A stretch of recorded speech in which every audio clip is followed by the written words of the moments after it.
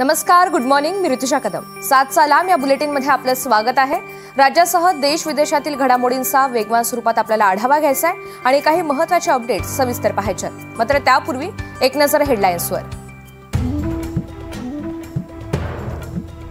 बिहारच्या मुख्यमंत्रीपदी नितीश कुमार 10व्यांदा विराजमान होणार. नितीश कुमार आज बिहारच्या मुख्यमंत्रीपदाची शपथ घेणार. नितीश कुमार यांच्यासह 2 उपमुख्यमंत्री आणि 20 मंत्री शपथ घेणार. एकनाथ शिंदेंनी अमित शहांसमोर वाचला रवींद्र चव्हाण यांच्याबाबत तक्रारींचा पाढा. काही नेत्यांकडून माहितीत वाद निर्माण केला जातोय. शिंदेंकडून नाराजी व्यक्त. मी तक्रारींचा पाढा वाचणारा नाही तर लढणारा. लहान सहान गोष्टी राष्ट्रीय पातळीपर्यंत आणत नाही. अमित शहा भेटीवर एकनाथ शिंदेंचं स्पष्टीकरण. तर नाराजीचा विषय कालच संपलाय. शिंदेंकडून स्पष्ट. मुख्यमंत्री आणि दोन्ही उपमुख्यमंत्र्यांच्या दिल्ली दौऱ्यावर अंजली दमानिया यांची टीका. कधी मुख्यमंत्री तर कधी अजित पवार आणि शिंदे दिल्लीत जातात. महाराष्ट्राचं राजकारण कठीण आहे, दमानिया यांचा निशाणा. महाविकास आघाडीची आज शिवालयात बैठक. स्थानिक स्वराज्य निवडणुकीवर खलबत. ठाकरे गटाचा आज शिवाजी मंदिरमध्ये मेळावा. उद्धव ठाकरे शिवसैनिकांना करणार मार्गदर्शन. काय कानमंत्र देणार याकडे लक्ष. ठाकरे गट आणि मनसेमध्ये जागा वाटपाच्या प्राथमिक चर्चेला सुरुवात. मनसेला 70 जागा देण्याची ठाकरे गटाची तयारी. आरक्षण सोडत जाहीर झाल्यामुळे आता जागा वाटपाच्या चर्चेवर भर. सूत्रांची माहिती.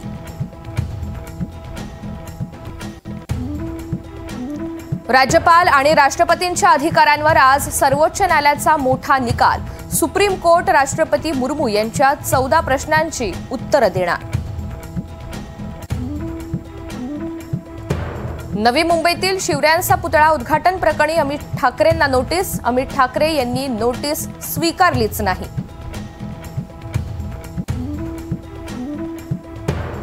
पुणे जमीन गैरव्यवहार प्रकरणी पार्थ पवार यांच्या अडचणी वाढणार. अंजली दमानिया यांच्याकडून टॉवर लोकेशन काढण्याची मागणी. तर अजित पवार यांनी राजीनामा देण्याच्या मागणीवर अंजली दमानिया ठाम. पार्थ पवार नाही तर संपूर्ण सरकार जमीन घोटाळ्यात सहभागी. या घोटाळ्यामध्ये मोठ्या प्रमाणात मुंबई महाराष्ट्र विकला जातोय. नाना पटोले यांचा राज्य सरकारवर निशाणा. निवडणुकीच्या तोंडावर काँग्रेसला नागपुरात मोठा धक्का. काँग्रेसमधील गटबाजीला कंटाळून 221 पदाधिकाऱ्यांचा सामूहिक राजीनामा. देशभरातील लाखो शेतकऱ्यांची प्रतीक्षा संपली. पीएम किसान योजनेचा 21वा हप्ता वितरित. शेतकऱ्यांच्या खात्यात 2000 रुपये जमा होणार. महाराष्ट्रामधील 90 लाख शेतकऱ्यांना मिळणार लाभ. गँगस्टर अनमोल बिश्नोईला 11 दिवसांची एनआय कोठडी. अनमोल बिश्नोई बाबा सिद्दीकी हत्या प्रकरणामधील मुख्य आरोपी. दिल्लीतील लाल किल्ल्याजवळील स्फोटाची पाकिस्तानकडून कबुली. भारतावर आमच्या सैनिकांनी हल्ला केला. पाकव्याप्त काश्मीरचे माजी पंतप्रधान चौधरी अनवर उल हक यांची कबुली. विहिरीत आढळले 2 काळविटांचे मृतदेह. नाशिकच्या नांदगावच्या जळगाव बुद्रुक इथली घटना. पाण्याच्या शोधात विहिरीत पडल्याचा संशय.